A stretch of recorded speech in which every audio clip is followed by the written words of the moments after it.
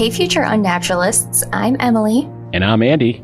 And we are the hosts of Unnatural, a true crime podcast. Each week, we'll dive into some of the most unnerving crimes that this unnatural world has to offer.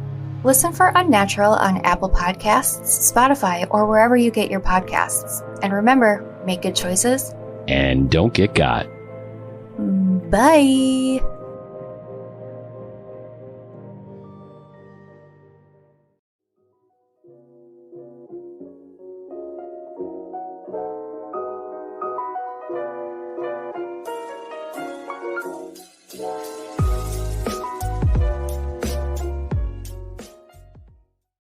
Hi everybody, I'm Didi West, and this is Broken Limelight.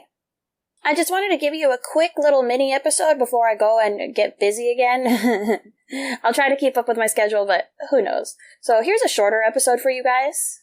I've been meaning to look into Pee Wee Herman because there's a lot of controversy about whether what he did was really that bad. It turns out I only knew about half of what he had done, so I'm going to break it all down for you. Before we get started, I want to make a couple of announcements. First of all, I owe another shout out to Ellen, because I butchered her name and I'm absolutely embarrassed about it. But I'm an imperfect human, so here I am fixing myself. Big, huge shout out to Ellen Temple Fagan. She interacts with us a lot on social media, and we just appreciate you so much, Ellen. This weekend, on Saturday, June 25th, I'm going to be performing in a concert here in Las Vegas, and we're also going to be live streaming it. So if you're interested in watching that show, you can go to didiwest.simpletix.com, and you can watch it in real time from the comfort of your home. And by the way, I know I fuck around a lot, but I'm really not as bad of a singer as I pretend to be a lot of times. I actually had a buddy of mine who I was performing with once ask me, like, why do you sing so badly when we're not on stage, and then you sing so well when we are? It's just fun for me. I do a lot of singing for work, and sometimes I just like to sing for play. But believe me, I don't just charge people to come see me sing badly either. Baby, I have no story to be told. I've heard one or two, and I'm gonna make your head burn. With that being said, I will also be giving away an entry to that ticket to either the virtual concert or the in-person concert. It's up to you, depending on where you are or what you want to do, I guess. I mean, yeah, fuck it. Come to Vegas if you want to. And the winner will also receive a Broken Limelight t-shirt of their choice. For more details about that giveaway, you can just head over to brokenlimelight.com/giveaway, and all the information is there. There's also a post about it on Facebook and Instagram. Alright, so let's get started. Pee Wee Herman, also known as Paul Reubens, was born in 1952 in New York, but grew up in Sarasota, Florida. He was interested in entertainment and performing from an early age. He frequented the Ringling Brothers and Barnum and Bailey circuses with his family, and he just loved the show I Love Lucy and making people laugh. When he was 5 years old, he asked his father to build him a stage so that him and his friends could perform on it. In high school, he was the president of his school's thespian society, and he started acting in local regional theater productions.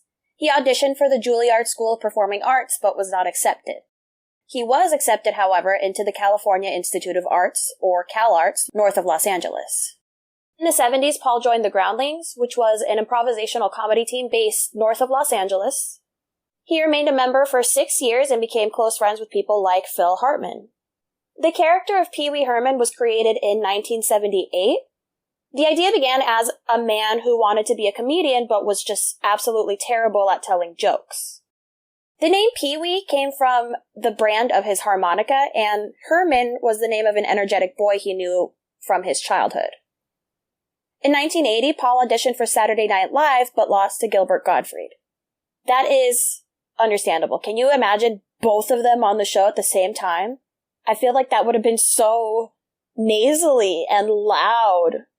Just one guy screaming his head off and the other one going, I know you are, but what am I?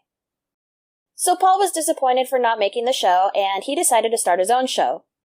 The Pee Wee Herman Show made its debut as a stage show on the Groundlings Theater in 1981, and eventually it made its way to the Roxy Theater in West Hollywood, where it was filmed and aired by HBO, and the show sold out for 5 straight months. He would do a matinee show that was kid-friendly, and then a late-night show that was for adults and had more risque jokes. Before long, the Pee Wee Herman character was making guest appearances all over the place. He was in the Cheech and Chong movie Up in Smoke, and Nope. No, he was not in that movie. He was in Cheech and Chong's next movie, actually. He played like a bellboy or a receptionist at a hotel or something like that. And he was also in the Blues Brothers playing a waiter. Also, I'm going to digress a little bit because this wasn't Pee-wee, but Paul Reubens actually was in the movie Matilda. You remember the two cops that were staking out their house? Yeah, one of them is Paul Reubens. I just never recognize him if he's not Pee-wee. Which apparently is exactly what he wanted. He appeared on Late Night with Letterman as Pee-wee Herman, and after that, his character just, blew up. So, from then on, he only wanted to show up on films as Pee-wee Herman playing Pee-wee Herman. And he insisted that he showed his names in the credit as Pee-wee Herman playing himself. He would even nickname his parents Honey Herman and Herman Herman. In 1985, Pee-wee's Big Adventure was made on a $7 million budget. It was a huge success. It made $40 million and got great reviews. The following year, Pee-wee's Playhouse made its debut on CBS and ran for 5 seasons until Paul got burnt out from playing the character and opted to not renew for the 6th season and decided to take a sabbatical. He laid low for a while, but just 8 months after the series ended, Paul Reubens would make headlines. On July 26, 1991, Paul was visiting his parents in Sarasota when he was arrested for indecent exposure when he was caught masturbating in an adult theater. I want to read a little bit of this article from the LA Times from 1991. Some of it is pretty funny. Pee-wee Herman, a.k.a. Paul Reubens, was arrested by 3 cops in Sarasota, Florida for touching himself in a darkened adult movie theater. He was charged with indecent exposure. Me? I don't get it. The guy was practicing safe sex. We should put him on an AIDS poster and offer him a public service spot. Instead, CBS canceled summer reruns of the Emmy-winning Pee-wee's Playhouse, and Disney MGM Studios stopped showing a tape starring Pee-wee at its theme park in Florida. According to the police, Paul Reubens offered to perform a children's benefit if they didn't arrest him, but it didn't work on them. He needed to come up with $219 for bail, and he came up $22 short. So a sheriff's deputy who had known him for years gave him the money, and she immediately was hit with a 1-day suspension from work. When the news of his arrest got out, parents were absolutely outraged. And that LA Times article makes a really interesting point about that. Like I said, Paul would do a kid's version of the show and an adult version of the show. And in the adult version, Pee-wee was kind of a pervert. So the article says, he portrayed the kind of guy who would touch himself in a darkened movie theater. More than most movie stars, Paul Reubens portrayed exactly what he was. In an interview, Paul was asked, "What were you thinking?" And he replied, "Well, obviously I wasn't thinking, you know? I certainly wasn't thinking to myself, you're a children's show host. Your show is still on television. I wasn't making those lists. I felt like they were insinuating I was sitting in a darkened movie theater in my Pee-wee suit." Let me give you a little overview of Paul's legal troubles up until this point. He was arrested when he was 18 in 1971 for possession of marijuana, and he was placed on a 2-year probation. And in 1983, he was arrested for loitering and prowling at either an adult bookstore or another adult theater. But the charges ended up being dropped. So now for this indecent exposure charge that he's facing in 1991, he was facing a misdemeanor and he entered a plea of not guilty. Unfortunately, the damage to his reputation had been done. Paul's arrest was widely covered, and both the character Pee-wee and Reubens became the subject of ridicule. And like I said, everybody stopped airing Pee-wee videos. Except Disney. Disney's Star Tours featured voice work from Paul Reubens, and they left it unaltered. Which, Disney just doesn't give a fuck, right? I mean, they hired Brian Peck and fucking Victor Salva after they became convicted sex offenders. And, with no shame, they just don't even address it. So I guess that's a plus for Paul Reubens. Despite the negative publicity, a lot of artists who knew Paul Reubens, like Cyndi Lauper, Annette Funicello, and Zsa Zsa Gabor, all spoke out in his support. Bill Cosby defended Paul Reubens, saying, "Whatever Reubens has done, this is all being blown out of proportion." Which is kind of funny now. I guess that didn't age well knowing Bill Cosby today. The general public also appeared to sympathize with Reubens. The TV news magazine A Current Affair received tens of thousands of responses to a Pee-wee telephone survey, with callers supporting Paul Reubens with a 9-1 majority. He was said to have remained in a state of shock for weeks and was supposedly haunted by the arrest for several years and refused to give interviews or appear on talk shows after that. By the late 90s, Paul Reubens started to get out there a little bit more, and he was making more appearances, and things started to look up for him, until 2002, when he was arrested again. The police had received a tip that Paul Reubens had inappropriate photos of children, So they raided his home while he was filming on the set of Elton John's video for This Train Don't Stop There Anymore. The police had actually begun an investigation a year ago with accusations from a 17-year-old boy. On November 16, 2001, they searched Paul Reubens' home in Hollywood Hills, and they seized personal computers and boxes of material that were described as vintage erotica. Acting on evidence that they found at his home, they then searched the home of Jeffrey Jones. Jeffrey Jones is the actor best known for playing the principal on Ferris Bueller's Day Off, and he was also the father in Beetlejuice. And at his home, supposedly, they also found numerous items of evidence.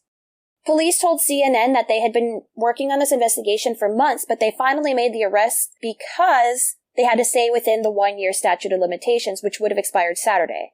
And from what I read, November 16th was a Friday, meaning it was literally the last day before the statute of limitations ran out. Jeffrey Jones was charged with enticing that same boy to pose for sexually explicit photos and possessing child pornography. From what I gather, all there are photos of the boy posing. There is no allegations of any actual touching or improper acts with the minor, no video, anything like that. Not that it makes it any better, but Paul Ruebens was claiming that this was like vintage erotica art.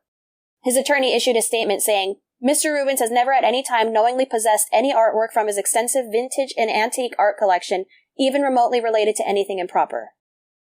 Which, I don't know, man. I feel like that's weird when there's a boy who is a minor saying, hey, these guys took pictures of me. You have to know that's not okay. He pled guilty to possession of obscene materials with the intent to distribute, and he acknowledged possessing 170 images of minors engaged in sexual conduct. So Paul Reubens and Pee Wee Herman have, had a lot of up and downs with their career, but he's always been able to pop back up. In fact, he just did another movie in 2016 with Netflix called Pee Wee's Big Holiday. Today, he's worth about $5 million.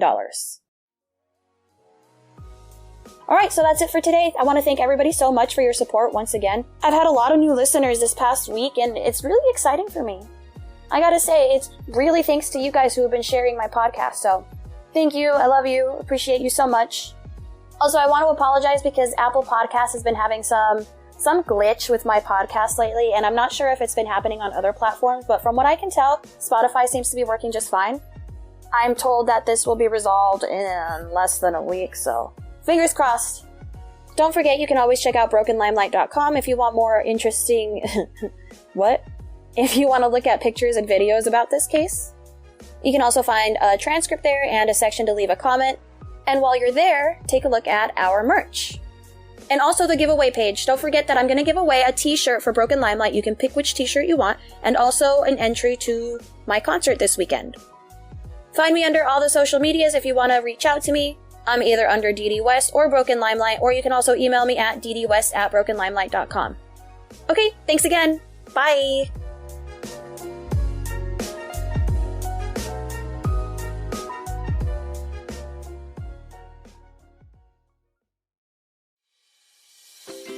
Bark box, bark box, bark box, bark box. You guys know my dogs, Jude and Eleanor Rigby. Well, we just started getting them bark box, and I'm telling you, your dogs will love you. No more are they angry at the mailman. No more, I say. It's like a box of dog joy that's delivered every month, and each box tells a different story with different themed toys, treats, and photo-worthy props. Typically, what we get in each box is a couple of toys, a couple of treats, and a chew, but you can actually tailor-fit your box to fit your dog's needs. Guys, I'm telling you, your dogs will love you, even more than they already do. So try it out, and if you use my link, you'll get a free extra month of BarkBox, which is a $35 value. So just head to barkbox.com/brokenlimelight and get started on your first BarkBox today. BarkBox, BarkBox, BarkBox, BarkBox. Nailed it, Jude.